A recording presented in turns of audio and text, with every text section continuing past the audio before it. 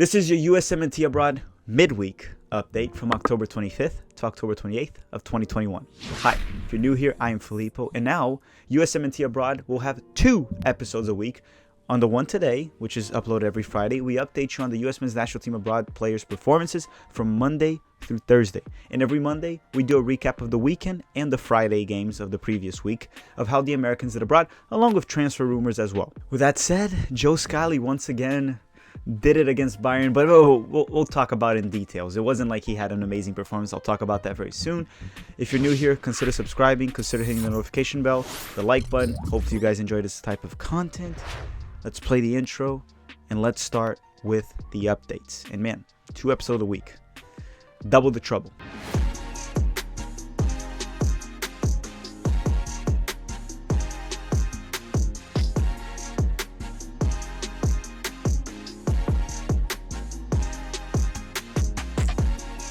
All right, the first update is on Christian Pulisic from Chelsea. So during the midweek, Christian Pulisic did not play for Chelsea. Yes, but he was back in training, so we were all hopeful he was going to be back this weekend. However, Fabrizio Romano, a very reliable source, has said Chelsea announced that Timo Werner, Romelu Lukaku, and Christian Pulisic are out of the trip to face Newcastle this Saturday. Tuchel hopes to have the strikers back after international break. Now, in regards to international break, I'm pretty sure he's referring to the strikers that are Timo Werner and Romelu Lukaku. Pulisic could be back before that, but it's a little worrisome, and we might not have him in the November camp. So Pulisic will not play this weekend against Newcastle. Now, Weston Mckennie from Juventus. On Wednesday, Weston Mckennie started and played a full 90 minutes for Juventus at their 2-1 loss to Sassuolo. Weston Mckennie scored a goal at the 76th minute to tie the game off a header on set pieces. Well, that's something Mexico definitely doesn't like seeing, right? Weston Mckennie scoring off set pieces. Now, the Juventus fans love blaming Weston. Did he have a perfect game? No, absolutely not. He had some good moments, some bad moments, was not a part of the build-up in the midfield, playing a more advanced role at a central midfield position. He did score the goal, which honestly, he was fine compared to most Juve players, and they just love to blame him. I personally don't blame him for the loss. He did set up Morata once and Rabiot for a goal as well, so he could have easily had an assist. There was also play in the first minute that if Morata had crossed it earlier, Weston could have scored. So yes, it wasn't a perfect game from Weston, but he could have easily finished the game with 2 goals and maybe an assist, or a goal and an assist. But Juventus fans just love to blame Weston Mckennie. Now, one thing to point out, Juventus has been using Weston Mckennie to do long throw-ins in the box, and he's been doing pretty well on it. It's something to consider for Greg Berhalter. It could be an extra weapon or way to attack and to score. I'm not against it. So Weston has been pretty good with the long throw-ins. Maybe we can see this with the US Men's National Team. So, update on Gio Reyna, still injured, won't be in the November camp for the US Men's National Team, and we don't have a set date for him returning, but the earliest he would return right now would be maybe November 20th, the earliest. Now, Sargent Dest from Barcelona. On Wednesday, Sargent Dest started and played a full 90 minutes for Barcelona at their 1-0 loss to Rayo in La Liga. This game got Ronald Koeman sacked. Yes, he is out of Barcelona, and we don't know yet who will be their coach at the time of this recording, or manager, if you want to call it. Apparently, it's going to be Xavi, but it's not confirmed at the time of this recording. Now, in regards to the game, Sargent Dest was again at the wing, and it's what I've been saying. Can he play there? Yes, but it's not his best position. At the 35th minute, we saw Dest miss a big opportunity from close range off a cross from Depay. He's just not clinical in front of the goal, which is, if you're going to be playing in the wing, you have to take advantage of those opportunities. He's averaging 1 big miss per game since Ronald Koeman moved him to the winger position. Now, he was pretty good from long range, so to all my basketball fans, essentially what I'm saying, if you want to do a basketball reference, Dest would be deadly from the 3-point line, but would miss wide open layups if he was a basketball player. Now, in regards to the game, Sargent Dest was not bad in my opinion. I thought he did well, but he did miss the opportunity that will be remembered, and also he did set up Kun Agüero that he missed, so Dest could have had an assist, but he did not. Also, if Barcelona fans want to blame someone, just blame Depay, right? He was the one that missed the penalty kick. Now, Tyler Adams and Jesse Marsch for RB Leipzig. On Tuesday, RB Leipzig defeated Babelsberg 1-0 for the DFB Pokal, which is essentially the German Cup. Tyler started, played a full 90 minutes, and had a monster game. Yes, just to add some context to it, the opponent was also not the strongest one. Regardless, Tyler Adams was the man of the match and the best player for Leipzig as well, which is a very, very good team. Tyler Adams had 114 touches in this match, so he was highly active, 87.6 passing accuracy, won 15 out of 16 ground duels, so pretty much all of them, won 4 out of 4 aerial duels, had 4 interceptions, 7 tackles. It was an absolute monster performance from Tyler Adams, the best holding midfielder /6 in CONCACAF in my personal opinion. Okay, now we're going to go by positions, and let's start with Zach Steffen from Manchester City, and yes, he played. On Wednesday, Zach Steffen started and played a full 90 minutes for Manchester City during their 0-0 draw with West Ham for the EFL Cup, which City went on to lose on penalty shootouts 5-3. I saw some people criticizing Zach Steffen in regards to the penalty shootouts, but that's not the right place to judge a goalkeeper, right? He's not really in a position of privilege, right, when it comes to penalty shootouts. I think he held a clean sheet. That's all you can ask from a goalkeeper, right? Manchester City is out of the EFL Cup. Now, one thing to remember, Ederson is still the starter. Zach Steffen starts on cup games only, so this loss is pretty bad. That just means Zach Steffen will play less games throughout the season. Okay, now moving up on the field, let's go to the center backs. And well, John Brooks didn't play, so let's start with Chris Richards from Hoffenheim. On Tuesday, Chris Richards started for Hoffenheim and played a full 90 minutes at their 5-1 win over Holstein Kiel for the DFB Pokal, the German Cup. Not bad, considering Holstein was the team that knocked out Bayern on PKs last season. They won with 3 center backs, and Chris Richards was the left center back for this match. Now Matt Miazga from Deportivo Alaves. On Tuesday, Miazga stayed on the bench the full 90 minutes for Alaves at their 1-0 win. The reason is likely rotation, and he's expected to start for them over the weekend. Now, Mark McKenzie from Genk. On Wednesday, McKenzie started and played 75 minutes for Genk during their 6-0 victory over Winco Sport for the Belgium Cup. Now, the last center back, because obviously the midweek updates have less players. The one on Monday is much longer, the video. Trust me, you guys should know. So now Cameron Carter-Vickers from Celtic. On Wednesday, CCV started and played a full 90 minutes for Celtic during their 3-1 victory over Hibernian. CCV also scored their second goal in this match, and as much as I don't rate the Scottish Premiership highly, he is in pretty good form and worth keeping an eye on. Now, I don't think Greg will call him in, but Cameron Carter-Vickers is definitely worth a look based on form that he's playing for Celtic, but I don't rate the league that he plays in very highly. Now guys, I hate to say this again, but if you haven't already, make sure to hit the like button, as it really helps support the series so we can keep it going. More USMNT fans will find us. Now let's go to the fullbacks. So Fulham didn't play any games this midweek, so there's no update on Anthony Robinson and Tim Ream. But let's start with Reggie Cannon from Boa Vista. And yes, he's back to getting minutes for Boa Vista. On Monday, Cannon started and played 86 minutes for Boa Vista during their 0-0 draw with B-Sad. Now, I did not watch this game, but based on reports, he played as a winger for a good chunk of the game. Now, I'm going to keep an eye on Boa Vista a little more to see if he's actually playing as a winger, but what's up with all these coaches playing American fullbacks as wingers, just like Serginho Dest? I can't see Reggie Cannon performing a high level as a winger, personally, so I need to keep an eye on this. Now, Sam Vines from Antwerp in the Belgium League, or actually this week was the Belgium Cup. On Thursday, Vines started off on the bench for Antwerp and came in at halftime during their 2-1 loss to Westerlo for the Belgium Cup. Now, Leonard Maloney from Borussia Dortmund. And again, I know he's on this section, but he's actually a center back. On Tuesday, Maloney stayed on the bench the full 90 minutes for Dortmund during their 2-0 win over Ingolstadt for the DFB Pokal. Now, quick update on Brian Reynolds from Roma. He wasn't even on the bench for Roma, and to be honest, I don't think he's going to be on the bench for the rest of 2021. Jose Mourinho really doesn't want him there anymore. Fabrizio Romano already said it himself. It's 100% certain that Brian Reynolds will get a transfer, and everyone expects it to happen this January. But it wouldn't be a full transfer. They would loan him. Jose Mourinho doesn't want to play him. He won't be on the bench. Don't be surprised if he's not on the bench for the rest of this year. Now, Joe Scally from Borussia Mönchengladbach. Man, I'm getting good at this. On Wednesday, Joe Scally started and played 69 minutes for Mönchengladbach during their 5-0 win over Bayern Munich. Well, Bayern must have played their subs, but no, I checked. Bayern played their best players. That was Bayern's best 11. Lewandowski, Thomas Müller, Gnabry, Alphonso Davies, Kimmich, Upamecano, Neuer, everyone was there. That was Bayern's best 11, and they defeated them 5-0. The game was played for the DFB Pokal, so Bayern again is knocked out.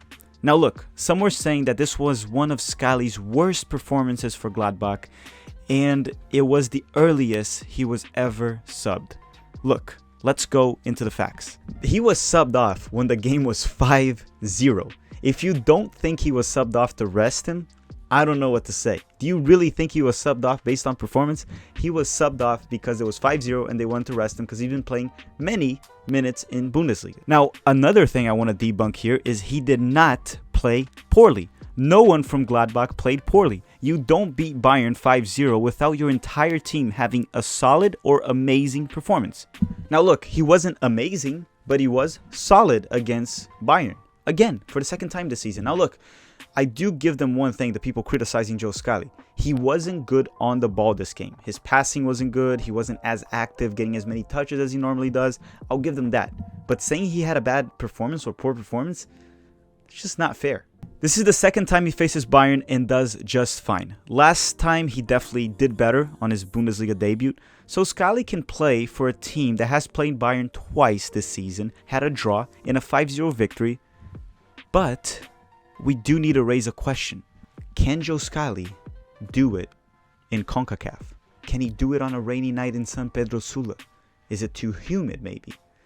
The worst part is some people take this actually seriously, right? Joe Scally can absolutely play for the US men's national team, and it's past time that Greg Berhalter includes him in the roster, all right? He has to be included at this point. Doesn't mean he has to play against Mexico or Jamaica, but if he's not in the November camp, it's ridiculous. Now, DeAndre Yedlin from Galatasaray. On Monday, Yedlin started for Galatasaray and played 78 minutes during their 2-1 loss to Besiktas. Canadian forward Kyle Larin, former Orlando City, had a brace on this one. Now look, on the second goal, it was a clear mistake from Yedlin. He should have cut the cross, and he should have been aware of Kyle Larin's presence behind him. Along with that, Yedlin did not have a great performance overall himself, so a poor game from DeAndre Yedlin. Okay, now we're moving forward in the field. We're going to go to the midfielders, and let's start with Yunus Musah from Valencia. On Wednesday, Musah started off on the bench for Valencia during their 4-1 loss to Real Betis. Musah came into the game at the final 30 minutes, playing as a wide midfielder in a 4-4-2 formation, which is really not what you want to see. We want to see him playing central. He had 22 touches throughout the 30 minutes, 92% passing accuracy, had 2 out of 4 successful dribbling attempts, and won 2 out of 5 ground duels while losing possession 6 times. Now again, a lot of the midfielders didn't play midweek, so you might feel like there's some names missing from the weekend recap, but no, it's just because less players are playing. Now, the Venezia boys, Tanner Tessman and Gianluca Busio. On Tuesday, Busio started and played a full 90 minutes for Venezia during their 2-1 loss to Salernitana, which was a relief to see that he was active, as we were worried about an injury from a hit he took over the weekend. Going the full 90 minutes was also a confirmation that he is 100%. Now, Tanner Tessman stayed on the bench the full 90 minutes. Gianluca Busio at this match started as a 6, but he was playing a regista role, aka a deep-lying playmaker. Later in the game, he was moved to the 8, the central midfield. Now look, one thing I've noticed is many people have been getting positions and roles confused, right? There's a difference. You can play as a 6, which is essentially a CDM, a holding midfielder, and there's different roles for that position. You can play as a regista, which is a deep-lying playmaker, a ball-winning 6. There's many different roles that you can have. Center back is a position. Ball-playing defender can be a role. Sweeper, there's many different roles. Like an 8, you can be a playmaking 8, you can be a mezzala, you can be an advanced playmaker, you can be a box-to-box 8. So role and position are different things in soccer. I can do a video explaining that because I have seen a lot of people get it confused, especially the infamous Twitter tacticians. Now, back to Busio real quick. I personally think he's best as a 6, playing as a regista. I do think he has certain aspects of his game that he has to improve as a 6. The tracking back has to get better. A little bit of the physicality as well, even though that's not the big problem that I see. His awareness too. Space awareness, sense of urgency on defense has to improve. But on the ball, he is perfect to play as a 6. And for this match, Busio had 59 touches, 86% passing accuracy, and lost possession 10 times. Now, the Argentine America, Alan Sonora from Independiente. On Monday, Alan started and played 57 minutes for Independiente during their 1-0 victory over Union. Alan's a very technical lefty creative midfielder that I would like to see him get a chance with the US men's national team eventually. He is best at the 10, but he can play as an 8 as well. So essentially he can play as an attacking midfielder or a central midfielder. I've seen him play wide as well, but I prefer him central. Now Christian Kappes from Brøndby. On Thursday, Kappes started and played 72 minutes for Brøndby at their 3-0 win over Aalborg for the Danish Cup. And when he left the game, it was already 3-0. Now let's talk about Brenden Aaronson and Ulysses LLanez. Yes, because they played each other. On Wednesday, we had Polten facing RB Salzburg for the Austrian Cup. Essentially, Ulysses LLanez facing Brenden Aaronson, which ended 3-0 for RB Salzburg, which means Brenden Aaronson got the best out of it. Now, LLanez started and played the full 90 minutes while Brenden Aaronson was being rested and started off on the bench coming into the game at the 62nd minute. Now, the last midfielder for this video is Luca de la Torre from Heracles. On Tuesday, Luca de la Torre started and played a full 90 minutes for Heracles during their 3-1 win over ASWH for the Dutch Cup. Luca de la Torre got the assist for their third goal of this match. Alright, we're done with the midfielders. Hopefully by now you already hit the like button. I'm tired of requesting that. So now let's talk about the forwards, and let's start with Timothy Weah from Lille. So Tim Weah didn't play midweek, but Lille does face PSG this Friday when we upload this video, so maybe by the time you're watching it you can still catch this message. The game will be played at 3 p.m. Eastern time, and you may watch it at beIN Sports. And no, we're not sponsored by beIN Sports. I'm just trying to help you. Now, Conrad de la Fuente from Olympique Marseille. On Wednesday, Conrad stayed on the bench the full 90 minutes for Marseille at their 1-1 draw with Nice. Odd, since he did look very dangerous against PSG over the weekend. He should get minutes this weekend for Marseille, though. It's just a little odd that he didn't play today. Marseille currently sits at 4th place at Ligue 1. Now let's talk about Mathew Hoppe from Mallorca. On Wednesday, Hoppe stayed on the bench a full 90 minutes for Mallorca, which is an upgrade considering over the weekend he didn't even make the bench. Also, the reports that he was injured were all fake. He's not injured. It was just a coaching choice for him not to play, which is weird in my opinion, but the coach is just not playing him. Which makes me wonder if this transfer was more because of marketing or because they actually wanted Hoppe. Hopefully, they give him opportunity so he can show the talent he has, and we know he has, and eventually start for this team. But as of now, it's not looking good, and I'm not happy with this transfer for now. Wishing Hoppe the best of luck and hoping he bounces back as soon as possible this season. Now, Novakovic from Frosinone at the Italian 2nd Division, the Serie B. On Thursday, Novakovic started and played 56 minutes for Frosinone at their 1-1 draw with Alessandria for the Italian 2nd Division.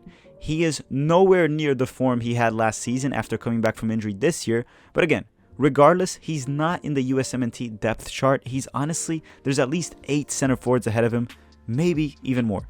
But I think it's still worth reporting because last season he was very, very good in the Italian 2nd Division. Now let's talk about Pifak. On Wednesday, Pifak started off the bench and came in roughly a minute before halftime during BSC Young Boys' 2-1 loss to Lugano for the Swiss Cup.